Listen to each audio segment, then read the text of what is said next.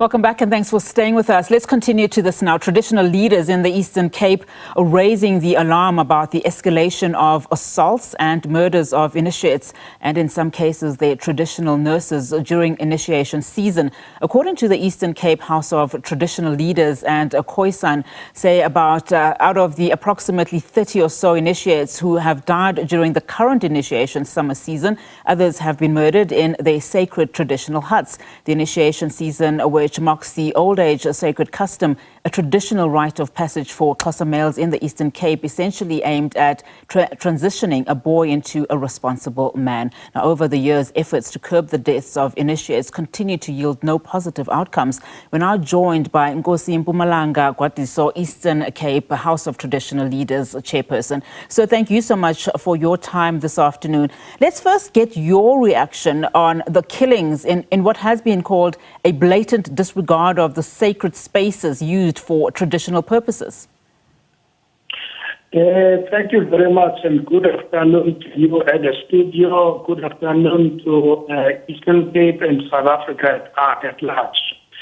Indeed, we are saddened and shocked, and with all that has happened in terms of going to initiate in their sacred place, which is Amaboma initiation schools. We never expected that it could happen in the Eastern Cape. It's the first of its kind, and we are saying to whomever has done that it's cowardice, and it never happened.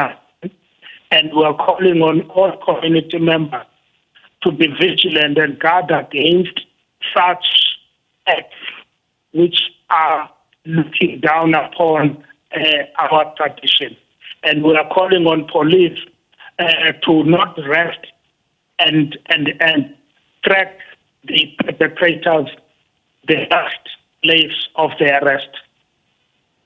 Perhaps give us more information in terms of what you know about these incidents. I mean, is there a particular hotspot in the Eastern Cape where this is happening? And what are some of the cases that you know of? And I would imagine, as you've also rightfully said, the South African Police Service is on top of this.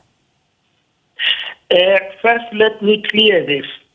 It's the first of its kind. There is no hotspot for it.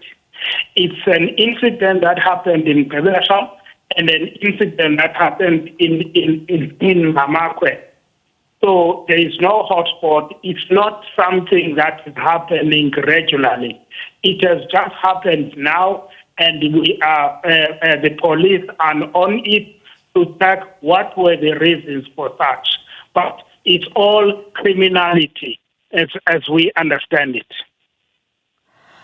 So just talking about some of the stats that we are already being told of in terms of the number of people that have already died, and most of them under 18-year-olds. You know, every year what is meant to be a very sacred tradition is marred by either violence or negligence. You know, despite efforts by various stakeholders like yourselves, we're still seeing children dying from this practice. Just give us some of your, some of the initiatives that you have taken as a House of Traditional Leaders together with government in an effort, to curb this, because we are seeing some successes in other provinces like the Western Cape as an example.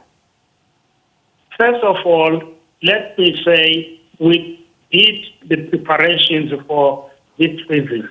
We started with a summit where we said we probably have our plans in place, but we need whomever who might say have got some suggestions. So we had a summit where we called on all the stakeholders and those who are interested so that we can consolidate their inputs and come up with a proper plan, and we go out.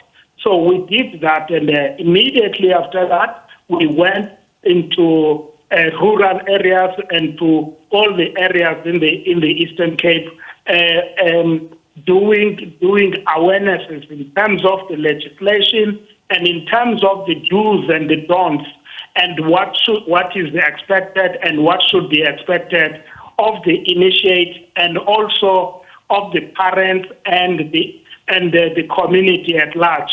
So we did all that, and we have our department that we're working with, the Department of Health, the Department of Social Development, NPA, the police, and also the other stakeholders like the NGOs. So we all come together. We are all out in different teams in terms of monitoring teams in all the areas, so that whenever we get to these areas, we look at the initiates, we look at them, we look at their places where they are saying that is the initiation school. We look for compliance on all what we expected, and we had told them that the initiates should start with the screening in the medical center. So we prepared all that. We told them that they must drink water, they must drink their treatments, they must use their treatments that they are using even outside. So everything has been put in place.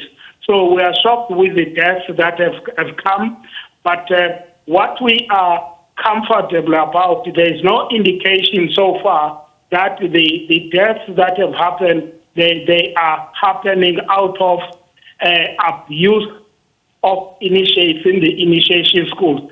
And we are strict on saying those traditional nurses that are ill-treating the initiates, they must be dealt with, and they are put in jail, those who are found to have done that. But fortunately, so far, there is no indication, as much as the investigation is still in process in terms of the Department of Health.